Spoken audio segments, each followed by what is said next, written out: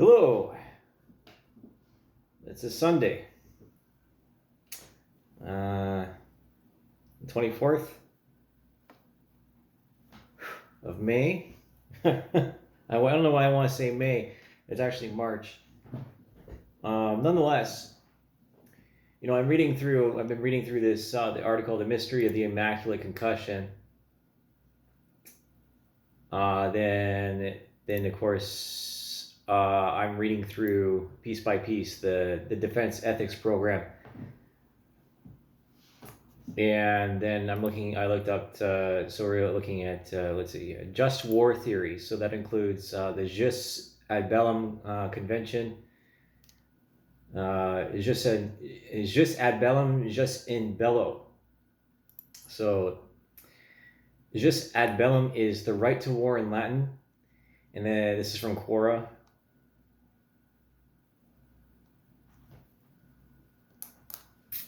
All right. And just war theory, I'll get into that. They just said Bellum. That was a lot of the argument for, of course, the sandbox wars. This is a just war. This is appropriate response for the terrorist attacks, not just on U.S. soil, but also on British soil, and the planning of terrorist attacks on Canadian soil or otherwise. See, the problem is with these rules is that only the civilized of us in the world follow these things.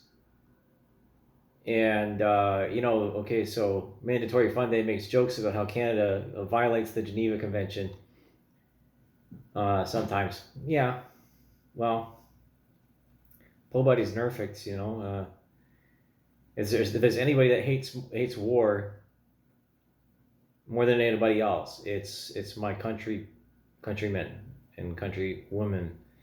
Just say countrymen. It's a lot easier, isn't it?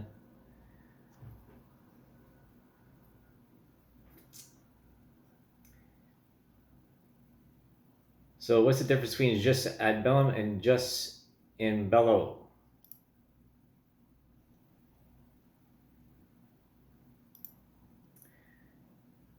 So this first response is from Ty Doyle, studied at Stanford Law and he lives in the States, in Texas.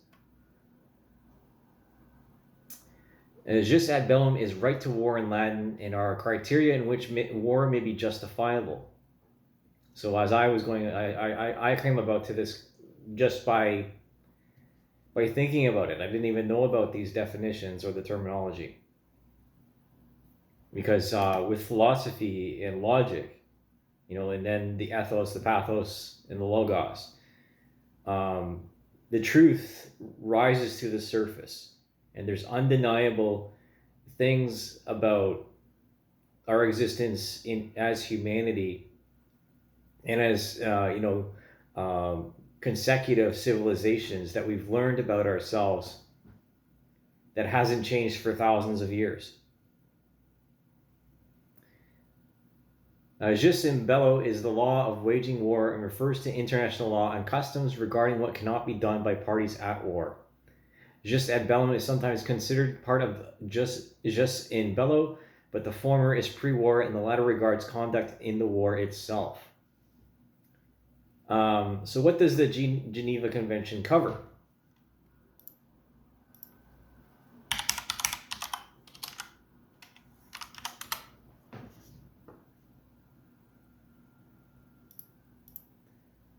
So the four conventions, this is from Encyclopedia Britannica.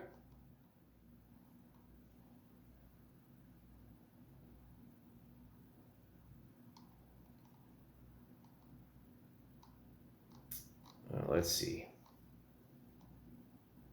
Okay, so the Geneva Conventions are a series of international treaties concluded in Geneva between 1864 and 1949 for the purpose of ameliorating the effects on soldiers and civilians, to make more tolerable, as if you can make war tolerable. Two additional protocols to the 1949 agreement were approved in 1977.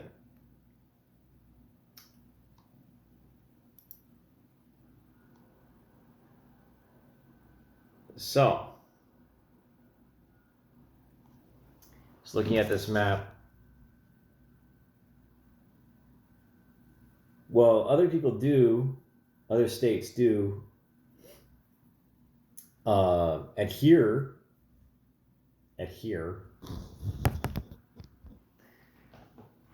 The people themselves are not educated and don't know about it.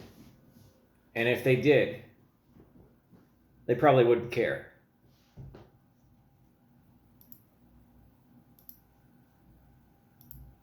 So that's what I've said before, and I'll say it again. The first world, and say the second world, we exist by different rules than the rest of the world. Because intelligent people understand that the most intelligent thing to do is not get into a fight. The next most intelligent thing to do is run. The third most intelligent thing to do is end the fight as quickly as possible.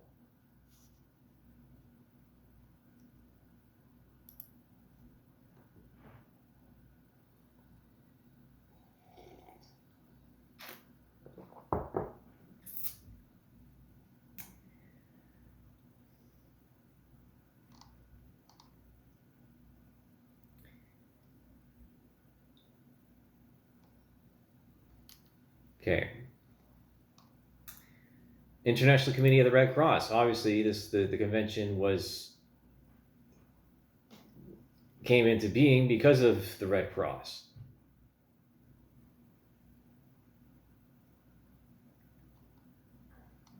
Where's the principles? Just war theory. The average of estimated values for 7 criteria from the long-standing just war tradition: a just cause, right intent, net benefit, legitimate authority, last resort, proportionality of means, and right conduct, each of which are valued on a 7-point scale.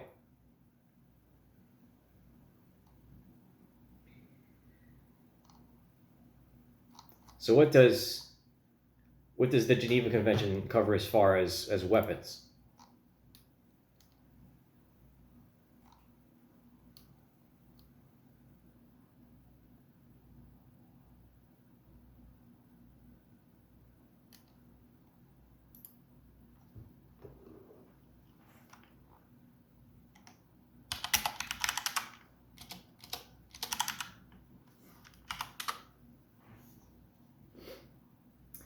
Okay, Convention on certain conventional weapons, or Convention on prohibited or restricted use.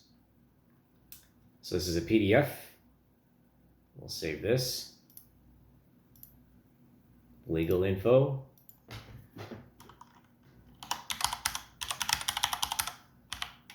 Convention. Prohibition.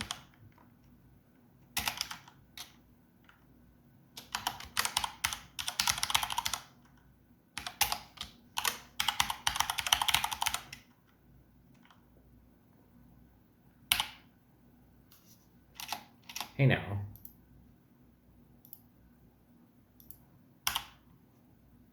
Stop that.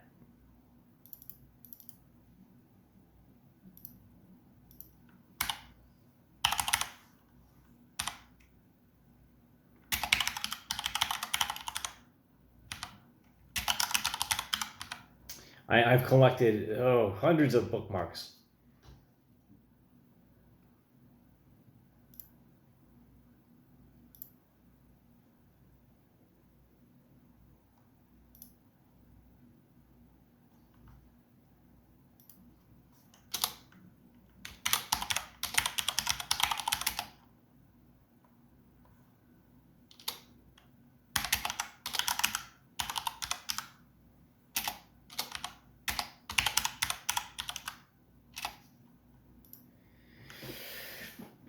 Okay. Non-detectable fragments, protocol on prohibition and restriction on the use of mines, booby traps, or other devices. Prohibitions on restrictions on the use of incendiary weapons, blinding laser weapons, and explosive remnants of war. So yes, if there's mines, people are using mines. I've seen stockpiles of videos of the mines that the Russians have, but not their usage. But I've seen videos of the Ukraine, of Ukrainian tanks, pointing their barrels at the trench, like this, straight down the barrel, and continuous and firing at this position, continuously.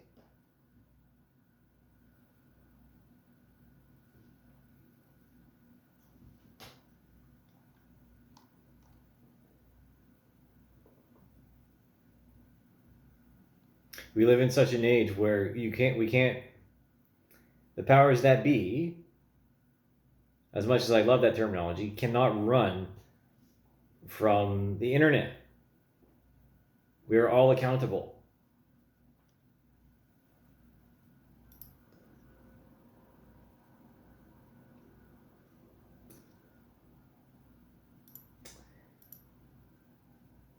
All right, you just said Bellum. So internet, let's go to this is from Internet Encyclopedia of Philosophy.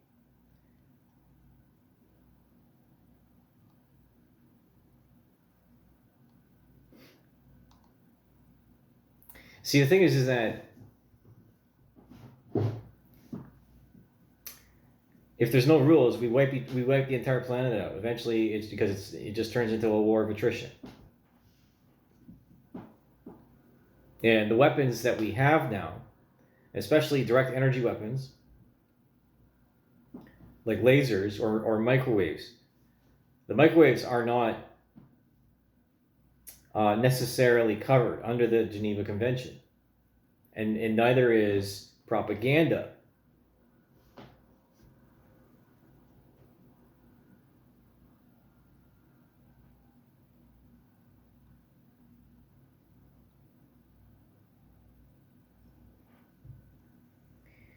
And then you're talking about, like, okay, so what kind of application of force can you use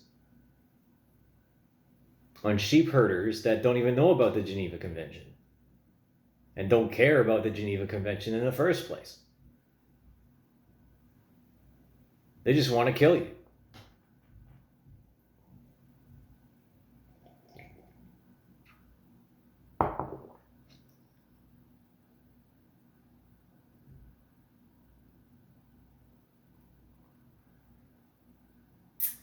The just war theory also has a long history. Parts of the Bible hint at ethical behavior in war and concept of just cause, typically announcing the justice of war by divine intervention. The Greeks may have paid lip service to the gods, but as with the Romans, practical and political issues tended to overwhelm any fledgling legal conventions. That is, interests of state or realpolitik. The theory known as political realism would take precedence in declaring and waging war. Nonetheless, this has been the reading of political realists who enjoy Thucydides' history of the Peloponnesian War as an example of why war is necessarily the extension of political and hence permeated by hard-nosed state interest rather than lofty pretensions to moral behavior. St. Augustine.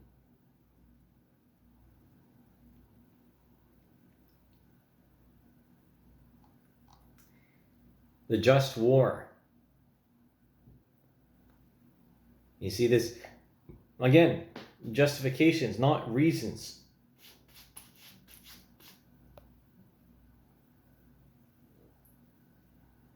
And we have a multitude of reasons. We just don't know exactly where to point the gun just yet. But I have a pretty good idea where we should be pointing the gun at.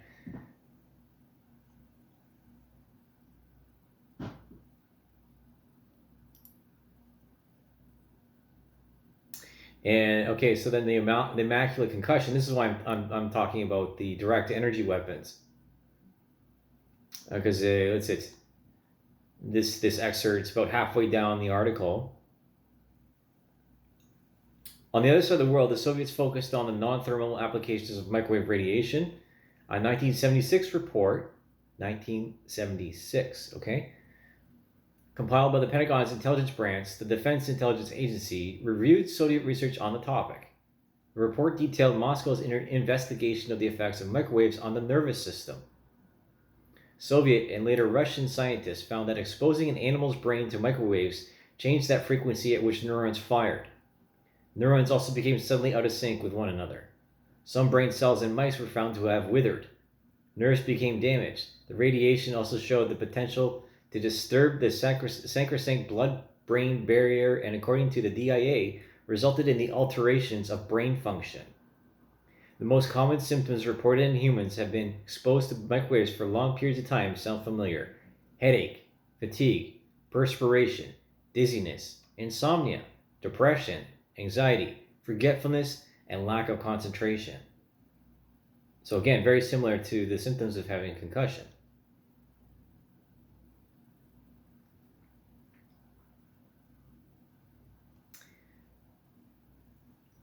Like Frey, Soviet researchers found that turning the intensity of the beam up or down could produce differing effects in its target. A target's unique physiology, a slightly different curvature of the skull, for example, also determined how this directed energy would affect them.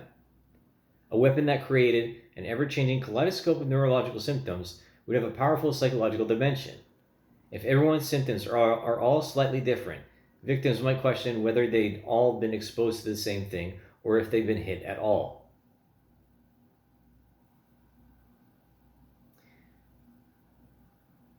In September 2018, a California physician and scientist named Beatrice Golomb published a paper that tried to link the suffering of American diplomats to directed microwaves. She connected what came to be known as the Frey effect, using microwaves to create the false sensation of sound, and with the fact that some, but not all, of the diplomats in Havana reported hearing this kind of noise described by Alan Frey. This would suggest that these symptoms were not the result of sonic attacks, as some had speculated. She had also offered an insight that could explain polymyropolis' persistent migraines. Brain injury may be a predisposing factor for microwave injury, she wrote. That is, people like polymeroplop. I'm just going to call him Polymer. I can't pronounce freaking Greek names. I'm sorry. Polymeropolis. Polymer, who was frequently around explosives in his time in Middle Eastern war zones, may be especially vulnerable to brain injury from directed microwave weapons.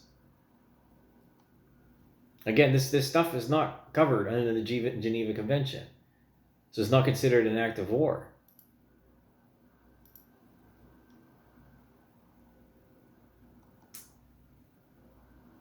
And now, there's increasingly wider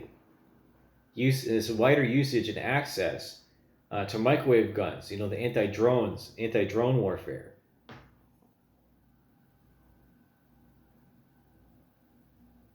And the thing is that, again, you have direct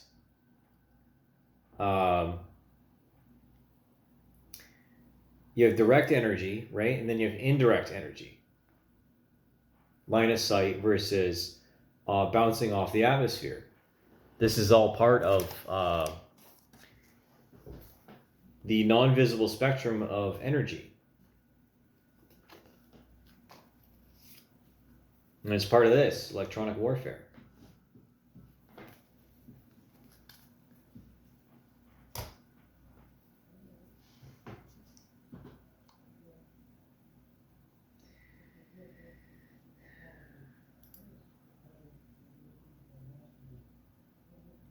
Now this is old here, international law and the war with the Islamic State.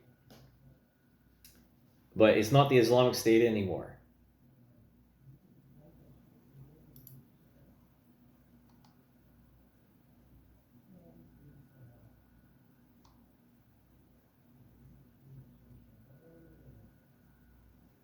Okay.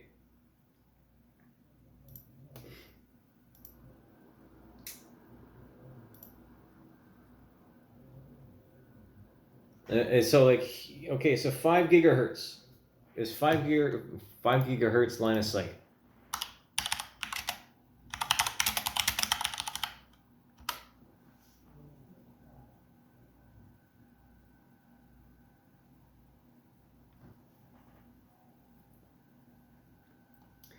Five gigahertz can work better than 2.4 gigahertz with a line of sight, just because 5 gigahertz is very quite is a very quite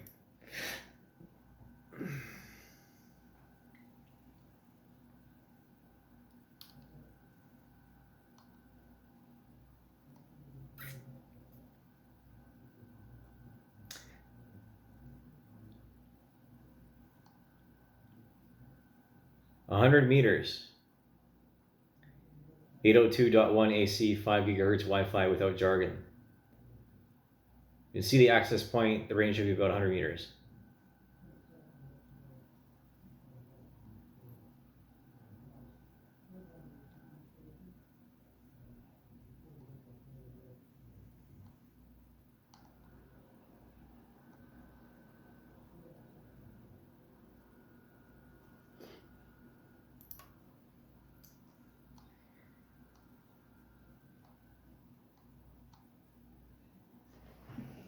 So, I was going to say something about the DEP with this, but I don't think it applies at this very moment. I really just wanted to read from it. I'm on page 12 right now. I'll probably get through it by I don't know, a couple days from now.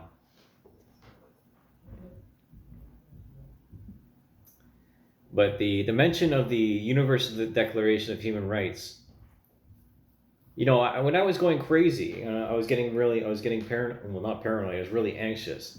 I was sending anybody and everybody that I knew a copy of the Universal Declaration of Human Rights. And, you know, I was putting on this crown here.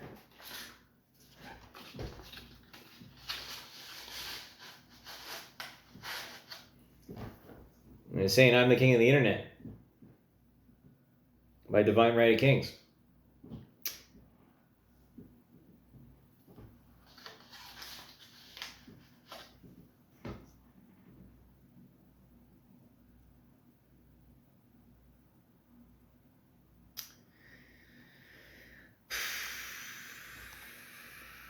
Obviously, what I'm indicating here is that it's a strange world out there,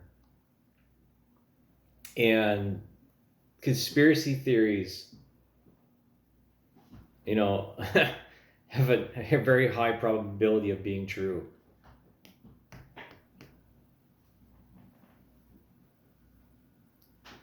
So we got to look out for ourselves.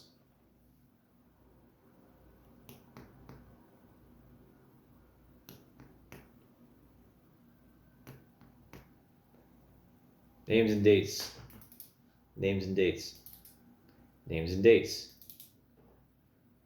So in conjunction, if you want to make someone more vulnerable, say with chemical warfare, aka the vaccine,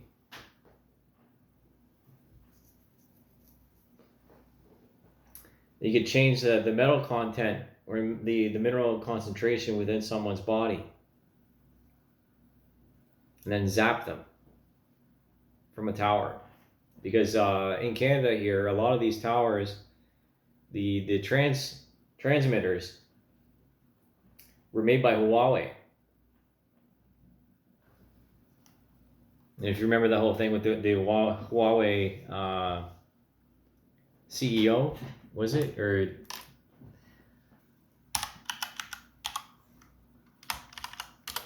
Huawei in Canada.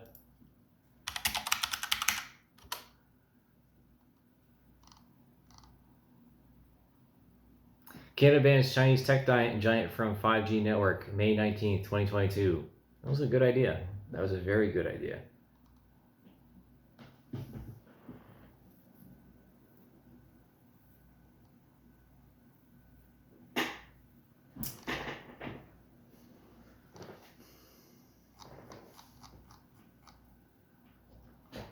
When other civilizations get desperate, they start doing some funny things. And they use Jus et bellum and jus in bello as justification for doing it.